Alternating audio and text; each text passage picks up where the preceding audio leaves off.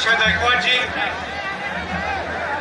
अरुण तिवारी जी, बाजीराव खाने जी, राजमान बेंजम जी, मकसूद खान जी, आशाराम मिश्रा जी, हमारे कैंडिडेट रामकृपाल कोल जी, जरा आगे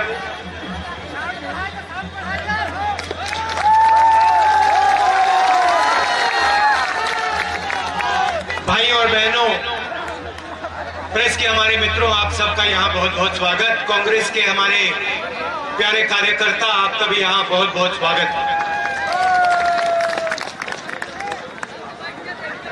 2014 में नरेंद्र मोदी जी के भाषण होते थे, आपने सुने ना? 2014 में भाषण किस बात के करते थे वो याद है? क्या कहते थे? पहली लाइन होती थी, भाइयों और बहनों, 2 करोड़ युवाओं को हर साल मैं रोजगार दूंगा, याद है? दूसरी लाइन होती थी, किसानों की आमदनी मैं दुगनी कर दूंगा, सही? तीसरी लाइन थी, 15 लाख रुपए हर बैंक अकाउंट में डाल दूंगा, सही? याद है ना? अब बताइए, रोजगार मिल गया क्या? यहां पे कोई है जिसको नरेंद्र मोदी जी ने रोजगार दिया हो? आज हिंदुस्तान में 40 साल से सबसे ज्यादा बेरोजगारी है। किसानों की आमदनी की बात की, दुगनी करने की बात की। यहां पे आपको धान का क्या रेट मिलता है? कितना? 1200। आप में से कोई छत्तीसगढ़ गया है? आप जानते हो छत्तीसगढ़ में क्या रेट मिलता है?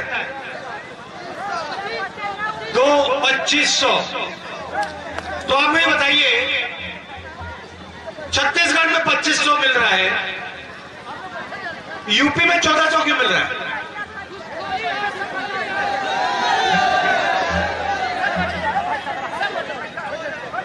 यहां पे आपको 1400 मिलता है, छत्तीसगढ़ में 2500। हम चुनाव लड़े छत्तीसगढ़ में, हमने वहां कहा कि कांग्रेस पार्टी की सरकार आएगी तो किसानों का कर्जा माफ होगा और धान के 2500 रुपए मिलेंगे, और हमने वो काम करके दिखा दिया। मैं यहां आपको झूठ बोलने नहीं आया हूं, मैं आपका टाइम जाया नहीं करना चाहता हूं। मैं आपको सिर्फ दो तीन चीजें कहना चाहता हूं। पहली बात, जो हमारा किसान है वो देश को बनाता है, ठीक है? देश को वो भोजन देता है, देश को वो रोजगार देता है, और देश को वो शक्ति देता है। नरेंद्र मोदी जी ने किसानों से कहा कि मैं आपकी आमदनी दुगनी करूंगा, और फिर सरकार में आए, 3 काले कानून उन्होंने किसानों के लिए बनाए। देश के सब किसान बाहर खड़े हो गए, दिल्ली के बाहर आ गए और खड़े हो गए, कहते भैया हम तो घर नहीं जाएंगे। नरेंद्र मोदी जब तक इन कानूनों को वापस नहीं लेगा तब तक हम वापस नहीं जाने वाले। तो आप बताइए, अगर नरेंद्र मोदी जी किसानों का काम कर रहे हैं, अगर वो सचमुच में किसानों की मदद कर रहे हैं, तो फिर हिंदुस्तान का किसान दिल्ली के बाहर कोविड में, ठंड में क्यों खड़ा है? किसान को क्या हो गया कि वो 1 साल कोविड के समय ठंड में वो वहां पे दिल्ली के बाहर खड़ा हो गया? क्योंकि किसान जानता है कि नरेंद्र मोदी किसानों के लिए काम नहीं करते हैं। नरेंद्र मोदी इस देश के सबसे बड़े 2-3 उद्योगपतियों के लिए काम करते हैं और ये 2-3 उद्योगपति देश को रोजगार नहीं देते। देश को रोजगार कौन देता है? देश को रोजगार छोटे व्यापारी देते हैं, जो छोटे बिजनेस चलाते हैं वो देते हैं, जो मिडिल साइज बिजनेस चलाते हैं वो देते हैं, किसान देते हैं, दुकानदार देते हैं। ये लोग हिंदुस्तान को रोजगार देते हैं। इनके लिए नरेंद्र मोदी जी ने क्या किया? पहला काम इन्होंने नोटबंदी का किया। अब यहां पे हजारों लोग खड़े, मैं आपसे पूछना चाहता हूं, नोटबंदी से यहां पे किसी का फायदा हुआ? कोई एक आदमी है, एक औरत है यहां पे जो कह सकता है कि हाँ भैया नोटबंदी से मेरा फायदा हो? कोई कह सकता है? ना। आप बैंक के सामने लाइन में खड़े थे ना? लाइन में आपको अरबपति दिखे? एक खड़ा था वहां पे अमीर बंदा, नहीं क्यों नहीं? क्या उनके पास पैसे नहीं थे क्या? 500 रुपए के 1000 रुपए के नोट उनके पास नहीं थे क्या? वो क्यों नहीं खड़े थे? हाँ, पीछे से उनका काम नरेंद्र मोदी करा रहे थे। आगे आपको खड़ा कर दिया, आपको कहा भाइयों बहनों काले धन की लड़ाई है, खड़े हो जाओ। आप खड़े हो गए और पीछे से उनका काला धन सफेद कर दिया नरेंद्र मोदी। अब देखिए, मुझे बताइए, नरेंद्र मोदी जी ने कहा था काले धन को मिटा दूंगा। अगर काला धन नहीं मिटा, आपको याद होगा आंसू निकले थे और कहा था चौराहे पे मुझे फांसी लगा देना, याद है? काला धन गायब हो गया। हाँ, नीरव मोदी गए, विजय माल्या जी गए। तो मेरा कहना है, भाषण करते हैं और आपको एक के बाद एक झूठ कर जाते हैं। अब इस चुनाव में आप नरेंद्र मोदी जी के भाषण सुनिए, आपको एक भाषण नहीं सुनाई देगा जिसमें नरेंद्र मोदी जी रोजगार की बात करें। आप सुन रहे हो उनके भाषण? यहां पे बहुत सारे युवा खड़े हैं, बेरोजगार हो आप लोग, बेरोजगार हो ना? अब मुझे बताओ, अपने भाषणों में नरेंद्र मोदी जी आज रोजगार की बात क्यों नहीं कर रहे? आज पाकिस्तान की बात कर लेंगे, अफगानिस्तान की बात कर लेंगे, इधर उधर की बात कर लेंगे, मगर रोजगार की बात नहीं करेंगे, किसानों की बात नहीं करेंगे, छोटे व्यापारियों की बात नहीं करेंगे, मजदूरों की बात नहीं करेंगे। इलेक्शन का समय आता है, धर्म की बात शुरू हो जाती है, धर्म की बात शुरू हो जाती है, मगर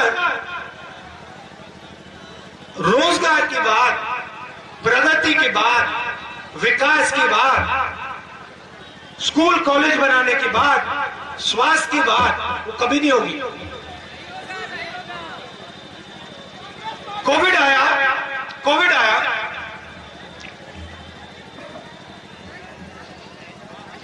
हिंदुस्तान का एक अकेला प्रधानमंत्री, पूरी दुनिया में ऐसा काम किसी और ने नहीं किया। हिंदुस्तान का प्रधानमंत्री खड़ा होता है, कहता है कोविड आया है, वायरस आया है, थाली बजाओ।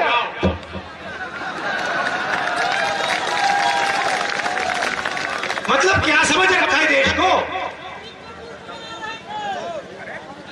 पब्लिक को मूर्ख बना रहे थे भाई, मगर पब्लिक ने थाली तो बजाई, थाली तो बजाई पब्लिक ने। पब्लिक ने ये थोड़ी बोला कि भैया कोविड है, थाली बजाने से कुछ नहीं होगा, थाली बजा दी पब्लिक ने। और जब थाली ने काम नहीं किया तो नरेंद्र मोदी जी मोबाइल फोन निकालते हैं, कहते भाई और बहनों मोबाइल फोन की लाइट जला दो।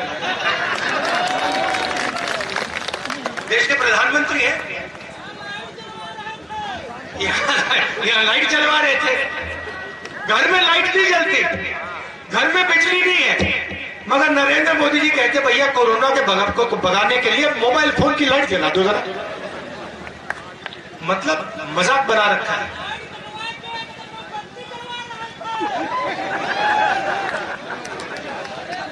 हाँ, अब मैंने जाके पार्लियामेंट हाउस में कहा कि देखिए ये बीमारी भयंकर बीमारी है, इससे लाखों लोग हिंदुस्तान में मरने जा रहे हैं। एक बार नहीं अनेक बार मैंने कहा, और मैंने कहा तैयारी शुरू कर लो, वेंटिलेटर, ऑक्सीजन, इन चीजों की तैयारी करो, अस्पतालों को तैयार करो। बीजेपी के लोग कहते हैं राहुल गांधी ऐसे लोगों को डरा रहा है। मीडिया के लोगों ने कहा, मीडिया के लोग कह रहे थे कि भैया हिंदुस्तान में कोरोना से कुछ नहीं होने वाला, और फिर आपने अपनी आंखों से देखा गंगा में लाशों की लाइन लगी हुई थी। आपने देखा? उस समय नरेंद्र मोदी ने क्या बोला? उस समय नरेंद्र मोदी ने ये नहीं बोला कि भैया थाली बजाओ, उस समय नरेंद्र मोदी जी ने ये नहीं बोला कि भैया लाइट जलाओ, मगर मरे किसके लोग? मरा कौन? मरा आपके लोग, आपके भाई, आपके माता, आपके पिता, ये लोग मरे। और आपने मीडिया को देखा,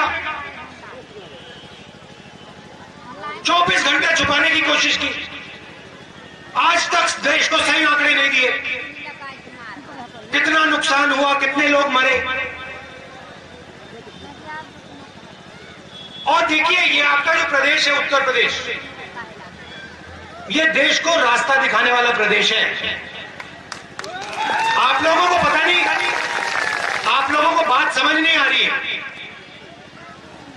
मैं कड़वी बात बोल रहा हूं, आपको बात समझ नहीं आ रही है। आप लोग जाते हो महाराष्ट्र, जाते हो रोजगार ढूंढने, बेंगलोर जाते हो, मुंबई में आपके लोग जाते हैं, असम जाते हो, पंजाब जाते हो, हरियाणा जाते हो, जिंदगी निकल जाती है, दूसरे प्रदेशों में आप जाते हो, काम करते हो, उत्तर प्रदेश में आपको रोजगार नहीं मिल सकता, सवाल ही नहीं उठता। आपके यहां ऐसी सरकारें आई हैं, बीजेपी, बीएसपी, एसपी, इनको कुछ लेना देना नहीं, बाकी प्रदेश आगे बढ़ रहे हैं, आप पीछे की ओर दौड़ रहे हो, पीछे की ओर दौड़ रहे हो। बाकी देश में टेक्नोलॉजी की बात हो रही है, आप छत्तीसगढ़ जाइए, वहां पे फूड पार्क का जाल बिछा दिया है, 2500 रुपए वहां पे धान के मिलते हैं, वहां पे कर्जा माफ हो गया। हर डिस्ट्रिक्ट में वहां पे फूड पार्क लग रहा है, जहां आलू उगाते हैं वहां पे आलू की चिप्स की फैक्ट्री, जहां टमाटर उगते हैं वहां पे टमाटो केचप की फैक्ट्री, अचार की फैक्ट्री, आम को प्रोसेस करने की फैक्ट्री, कॉफी की फैक्ट्री, जाल बिछ रहा है वहां पे। छत्तीसगढ़ में किसान जाकर सीधा फैक्ट्री में अपना माल बेच रहा है, यहां पे आप भटक रहे हो। यह सब किया जा सकता है, आपके हाथ में है। आप गलतफहमी में हो, आप सोचते हो कि भाई हमने वोट दे दिया तो बात खत्म हो गई। आप सरकार बनाते हो, आपको ऐसी सरकार बनानी चाहिए जो किसानों की रक्षा करे, जो किसानों को सही दाम दे, जो रोजगार की बात करे। यहाँ पे इंडस्ट्रियल सेंटर हुआ करता था, क्या हो गया उसका? पब्लिक सेक्टर की जो कंपनियां हिंदुस्तान में, BHEL, HEL, ये कंपनियां जो लगी, ये किसने लगाई? ये बीजेपी के लोगों ने लगाए क्या? ये सब काम कांग्रेस ने किया। अब बीजेपी क्या कर रही है? एक के बाद एक, एक के बाद एक, एक के बाद एक बेच रही है। बेच रही है, ये बेचने का काम कर रहे हैं। आप मुझे बता दो, उत्तर प्रदेश में पिछले 5 साल में बीजेपी की सरकार ने किया क्या, मुझे बता दो।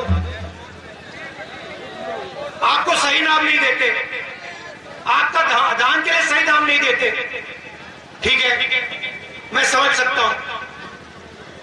उत्तर प्रदेश में नहीं देते, छत्तीसगढ़ में देते हैं।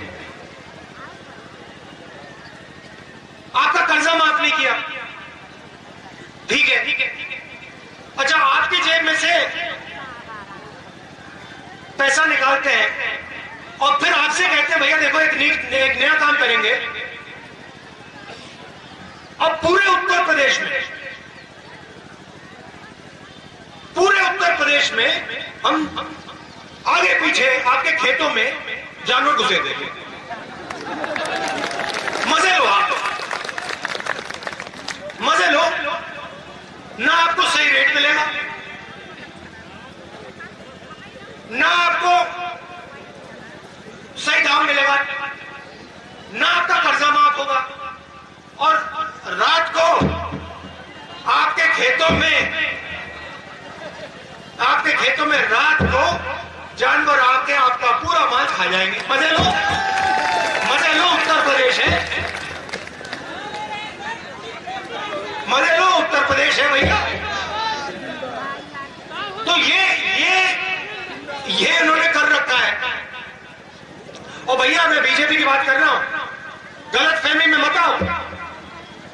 समाजवादी पार्टी बीएसपी कम नहीं है, आपने उनको भी देख लिया है। समाजवादी के टाइम यहां पे क्या होता था पूरी दुनिया जानती है,